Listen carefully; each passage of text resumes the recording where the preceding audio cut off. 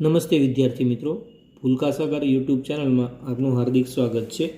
આજે આપણે ધોરણ 7 એમાં સ્વાધ્યાય 2.7 વિશે અભ્યાસ કરીશું।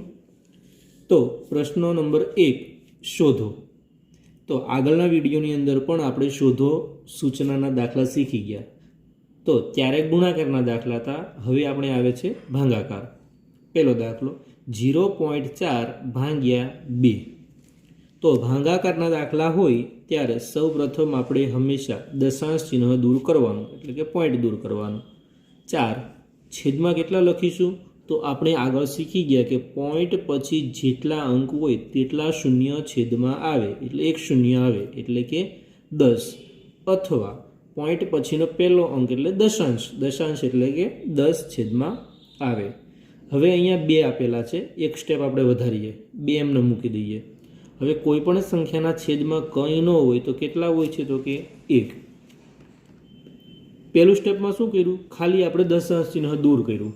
બીજા સ્ટેપમાં આપણે શું કરવાનું? તો કે ભાગાકારની નિશાની હોય તેને ગુણાકારમાં ફેરવવાનું છે। તો પહેલી રકમ હતી 4/10 એમનેમ રહેશે। હવે ભાગાકારને ગુણાકારમાં ફેરવીએ એટલે પછીની જે સંખ્યા હોય તે શું થશે? વ્યસ્ત થાય। વ્યસ્ત એટલે ઉલટાવવું, એટલે કે છેદમાં હોય તે અંશમાં જાય, અંશમાં હોય તે છેદમાં જાય। બે અંશમાં હતા તો છેદમાં આવ્યા। હવે તો કે છેદ ઉડતા હોય તો ઉડાડી દેવાના। 2 દુ 4 એટલે 2 ગુણ્યા 2 કરો 4, 2 ઉડી ગયા। કેટલા વધે છે? 2/10। તો શું કરશું? તો કે છેદમાં 10 છે, એક શૂન્ય, તો એક અંક ખસીને પોઈન્ટ મૂકવાનું। કઈ બાજુથી સ્ટાર્ટ કરવાનું? જમણી બાજુથી। તો એક અંક ખસો એટલે જવાબ આપણો આવે 0.2। આ દાખલો પૂરો। જોઈએ આપણે બીજો દાખલો 0.35 ભાગ્યા 5। તો પોઈન્ટ દૂર કરો એટલે 35/100, પોઈન્ટ પછી 2 અંક છે એટલા માટે। ભાગાકારની નિશાની 5/1, કંઈ નથી એટલે 1 મૂકી દીધું। 35/100 ગુણ્યા 1/5।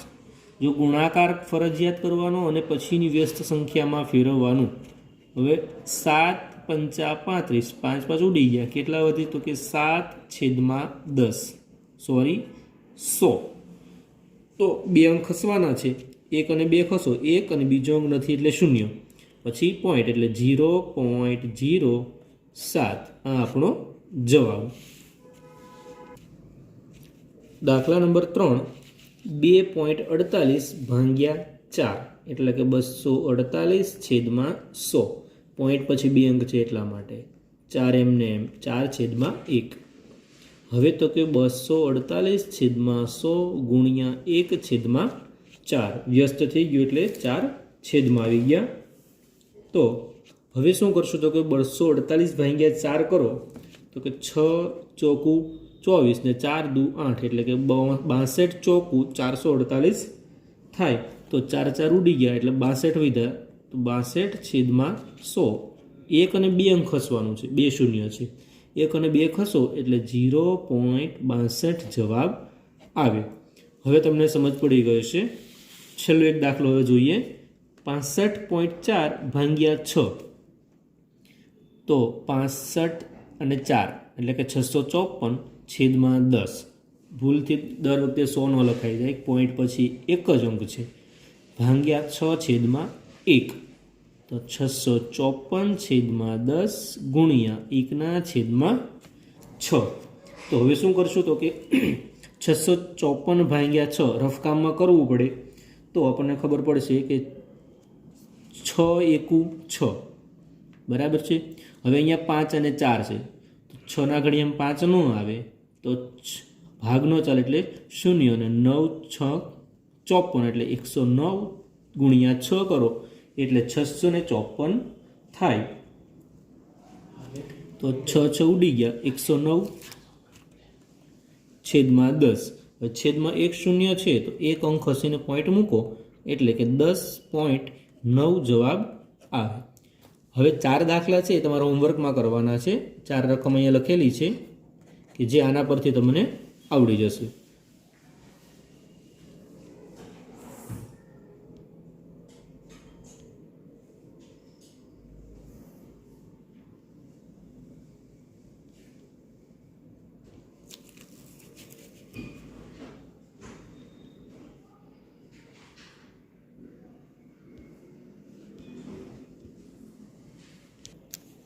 પ્રશ્ન નંબર 3 શોધો 2.7 ભાગ્યા 100.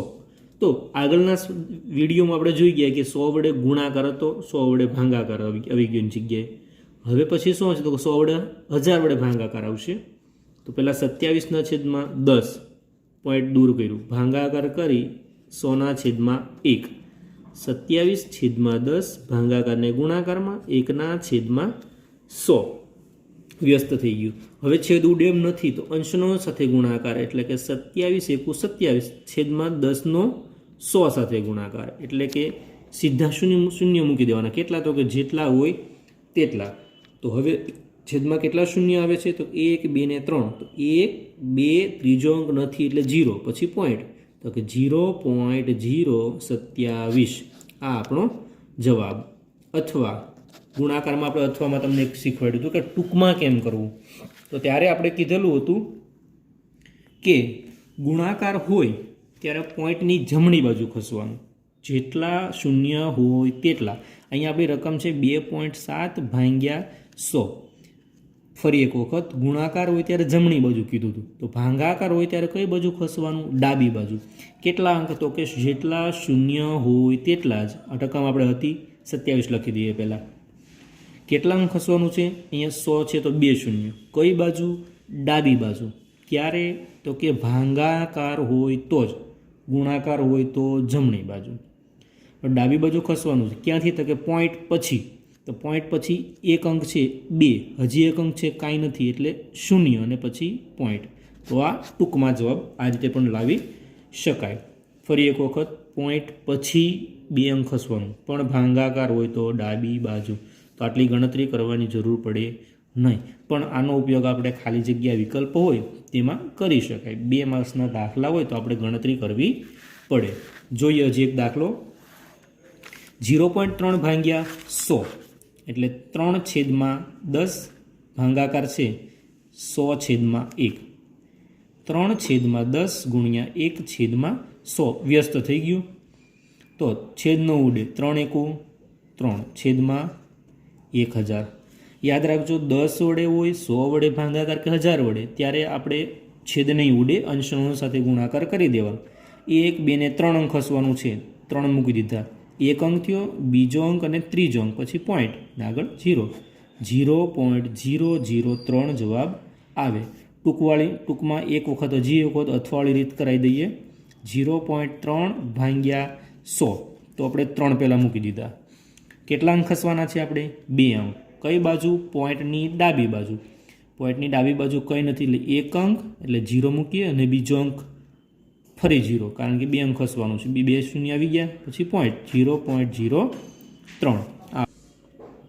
દાખલા નંબર 3 0.78 ભાગ્યા 100. હવે ટૂંકમાં કરવાનું છે. હવે ખાલી 0.78 છે, 78 ખાલી લખી દેવાના. હવે કેટલા અંક ખસવાના છે? 2 શૂન્ય છે એટલે 2 અંક. કઈ બાજુ? તો કે ડાબી બાજુ. પોઈન્ટથી ડાબી બાજુ એક અંક ખસો એટલે કાંઈ નથી એટલે 0. એક અંક અને બીજો અંક એટલે હજી એક વખત. 2 શૂન્ય છે એટલે 2 અંક. પછી પોઈન્ટ મૂકી દો એટલે કેટલો જવાબ આવ્યો? તો કે 0.0078. ચોથો દાખલો 432.6 ભાગ્યા 100. તો રકમ આપણે એમ લખી દેવાની 432 અને 6. કેટલા અંક ખસવાના છે આપણે? 2 અંક. કઈ બાજુ? ડાબી બાજુ. કોની ડાબી બાજુ? તો કે પોઈન્ટની ડાબી બાજુ. પોઈન્ટની ડાબી બાજુ 2 અંક ખસો, 1 અને 2 પછી પોઈન્ટ, તો 4ની બાજુમાં પોઈન્ટ આવી ગયો. તો કેટલો જવાબ આવશે? તો કે 4.326. આગળ પાંચમું 23.6 ભાગ્યા 100 એટલે 236 લખી દીધા. કેટલા અંક ખસવાના છે? 100 એટલે 2 અંક. પોઈન્ટની ડાબી બાજુ 2 અંક ખસો, 1 અને 2 પછી પોઈન્ટ મૂકી દો. પોઈન્ટ મૂકી દીધું, આગળ કંઈ નથી એટલે 0. તો કે 0.236. છઠ્ઠો દાખલો 98.53 ભાગ્યા 100. તો રકમમાં જે હોય 98, 53 મૂકી દીધા. કેટલા અંક ખસવાના છે? 2 અંક. કોની? તો કે પોઈન્ટની ડાબી બાજુ. પોઈન્ટ અહીંયા છે, ડાબી બાજુ 2 અંક ખસો, 1 અને 2 તો અહીંયા પોઈન્ટ આવી ગયું, કંઈ નથી એટલે 0. આ આપણો જવાબ. ટૂંકમાં ભાગાકારના દાખલામાં 10 વડે ભાગાકાર હોય, 100 વડે હોય કે 1000 વડે હોય, પોઈન્ટની ડાબી બાજુ જેટલા શૂન્ય હોય તેટલું ખસી જવાનું. પ્રશ્ન નંબર 4 શોધો સેમ ટુ સેમ જ છે. અહીંયા આપણે બે જ દાખલા ગણીશું, પછી હાથે દાખલો ગણવાના રહેશે. 7.9 ભાગ્યા 1000 આપણે ટૂંકમાં રીતે જ કરવી છે. 79 લખી દીધા. હવે કેટલા અહીં શૂન્ય છે? તો કે 3 શૂન્ય છે. તો કે કેટલા અંક ખસવાના? 3 અંક ખસવાના. કઈ બાજુ? તો કે પોઈન્ટની ડાબી બાજુ. તો પોઈન્ટની ડાબી બાજુ એક અંક છે એટલે 7 એક અંક, બીજો અંક નથી એટલે 0, ત્રીજો અંક નથી એટલા પણ 0, અને પછી શું આવશે? પોઈન્ટ, એટલે કે 0.0079. આ આપણો જવાબ. અથવા જો આખી રીત કરવા તમે બેસો, આપણે અગાઉ કીધું એમ, તો કે 79/10 પોઈન્ટ દૂર કર્યું, ભાંગાકાર 1000/1, 79/10 ભાંગાકારની નિશાનીને ગુણાકારમાં ફેરવો એટલે 1/1000. હવે છેદ ઉડશે નહીં એટલે 79 છેદનો છેદ સાથે ગુણાકાર કરો એટલે જેટલા શૂન્ય હોય એટલા મૂકી દઈએ, એટલે 10 × 1000 એટલે 10,000. હવે છેદમાં 4 શૂન્ય આવી ગયા, 1 2 3 4. તો કેટલા અંક ખસવાના? આપણે 4 અંક. તો 1 2, ત્રીજો અંક નથી એટલે 0, ચોથો અંક પણ 0, પછી પોઈન્ટ. તો 0.0079 જે આપણે અગાઉ ટૂંકમાં કર્યું એમાં આવી ગયું છે. તો આપણે શોર્ટમાં જ એકદમ સરળ પડશે. જોઈએ એક દાખલો હજી. 26.3 ભાગ્યા 1000. તો આપણે 263 લખી દો. કેટલા અંક ખસવાના છે? આપણે 3 અંક. 3 અંક ખસવાના છે. કઈ બાજુ? પોઈન્ટની ડાબી બાજુ. તો પોઈન્ટની ડાબી બાજુ કેટલા અંક છે? 1 અને 2. ત્રીજો અંક નથી એટલે શું મૂકી દઈશું? 0, પછી પોઈન્ટ. તો 0.0263. આ આપણો જવાબ. હવે આને પછીનો દાખલા છે એ 3 તમારે હાથે કરવાના છે. એકદમ સરળ છે ને આવડવા જોઈએ. 38.53 ભાગ્યા 1000, 128.9 ભાગ્યા 1000, 0.5 ભાગ્યા 1000. આટલા દાખલા છે 3 તમારે હાથે કરવાના રહેશે. જો એકદમ સરળ જ છે, ખાલી 3 શૂન્ય પોઈન્ટની ડાબી બાજુ ખસવાનું છે. પ્રશ્ન નંબર 5 શોધો. પહેલો દાખલો 7 ભાગ્યા 3.5. તો હવે આપણે અહીંયા દશાંશ ચિહ્ન દૂર કરવું પડશે. અગાઉના પ્રશ્ન સુધી આપણે એવું હતું કે દશાંશ ચિહ્ન દૂર કર્યા વગર આપણે ભાંગાકાર કરતા હતા, પણ ક્યારે? 10, 100 અથવા 1000 વડે ભાંગાકાર હોય તો. અહીંયા હવે દશાંશ ચિહ્ન દૂર કરવાનું છે. 7ના છેદમાં કંઈ નથી તો 1 મૂકી દેવાનું, ભાંગાકાર એમ નામ. 35/10. 10 ક્યાંથી આવ્યા? તો કે એ પોઈન્ટ પછી એક અંક હતો એટલા માટે 1 શૂન્ય. હવે 7/1 ભાંગાકારને ગુણાકારમાં ફેરવો, 10 ઉપર જશે અને 35 છેદમાં આવશે. હવે છેદ ઉડતા હોય તો ઉડાડવાના. 7 × 5 = 35. 7 7 ઉડી ગયા, 5 × 2 = 10, 5 5 ઉડી ગયા. કેટલા વધે છે? તો કે 2. તો 2 આપણો જવાબ. તો આ રીતે આપણે ગણવાનું રહેશે. જોઈએ હજી એક દાખલો. 36 છેદમાં કંઈ નથી એટલે 1, ભાંગાકાર હજી એમને 2/10. જો સીધું ગુણાકાર નથી કરવાનું, પોઈન્ટ દૂર કરો પહેલાં, પછીનો સ્ટેપમાં જ ગુણાકાર. 36/1 હવે ગુણાકાર 10 અંશમાં જશે અને 2 છેદમાં આવશે. હવે છેદ ઉડાડી દો તો કે 18 × 2 = 36. 2 ઉડી ગયા. 18 × 10 એટલે કે 180 આપણો જવાબ. તમને એમ થશે કે અહીંયા 5 × 10 નો છેદ ઉડાડી શકાય. ઉડાડી શકાય. તો 5 × 10 કરો તો પછી 36 × 5 ગુણાકારનો દાખલો કરવો પડે. જો ગુણાકાર ન કરવો હોય તો આપણે સીધું ગુણાકાર આવડે કે 18 × 10 એટલે 180 જ થાય. શૂન્ય મૂકવાનું રહે. દાખલા નંબર 3 3.25 ભાગ્યા 0.5. પોઈન્ટ દૂર કરો એટલે 325/100. પોઈન્ટ પછી 2 અંક છે, ભાગ્યા 5/10. પોઈન્ટ પછી એક જ અંક છે. તો 325/100 ભાગાકારને ગુણાકારમાં ફેરવો, 10/5. તો હવે 0 0 ઉડી ગયા છેદ. હવે છેદમાં 5 છે, અહીંયા 325 છે. તો આપણે ભાગાકાર કરો તો આપણને જવાબ મળી જશે. હવે 325/5 કરો એટલે તો 5 6 30, 2 વધ્યા અને અહીંયા 25 છે. તો 5 5 25 એટલે 65 5 325 એટલે 5 5 ઉડી ગયા. છેદમાં 10 છે ને અહીંયા 65 છે. તો એક અંક ખસી અને સીધું પોઈન્ટ મૂકી શકાય. એક સ્ટેપ વધારો વાંધો નહીં. 65 વધ્યા, છેદમાં 10. અહીંયા 5 × 2 = 10 અને હજી 5 વડે ભાગ ચાલે, પણ એવું નથી કરવું આપણે. એક અંક ખસીને પોઈન્ટ મૂકો એટલે 6.5 આપણો જવાબ. જો 0 છેદમાં છે ડાબી બાજુ ખસવાનું છે, જમણી બાજુ નહીં. દાખલો પૂરો. હજી એક દાખલો છેલ્લો જોઈએ.